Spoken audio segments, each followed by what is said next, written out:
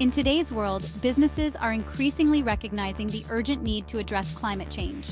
A critical step in this journey is understanding and managing their carbon footprint.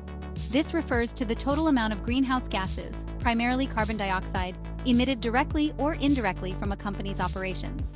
By understanding the different types of emissions, businesses can take targeted actions to reduce their impact on the planet. Scope 1 emissions are direct greenhouse gas emissions from sources owned or controlled by a company. These emissions originate from activities over which a business has direct operational control. Think of it as the emissions released directly from your company's assets and processes.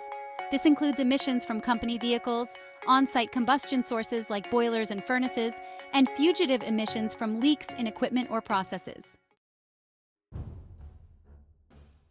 Let's break down Scope 1 emissions with some relatable examples. Imagine a transportation company operating a fleet of delivery trucks.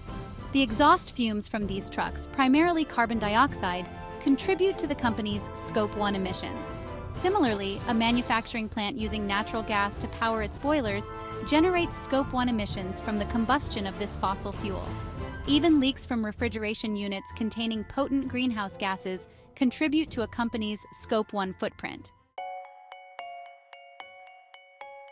Scope 2 emissions are indirect greenhouse gas emissions from the generation of purchased electricity, heat, or steam consumed by a company. While these emissions occur at a facility not owned by the company, they are still associated with the company's energy consumption. The more electricity a company uses, the higher its Scope 2 emissions will be.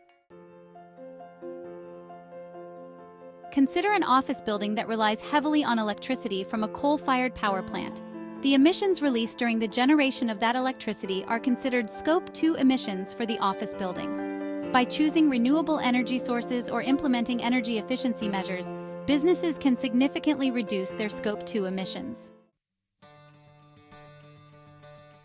Understanding and managing Scope 1 and Scope 2 emissions is not just good for the planet, it's good for business. By reducing emissions, companies can save money on energy costs, enhance their brand reputation, and attract environmentally conscious customers and investors. It's a win-win situation for both the environment and the bottom line. So, let's all do our part in creating a more sustainable future. If you found this explanation helpful, give us a thumbs up and hit that subscribe button for more content on sustainability and environmental impact.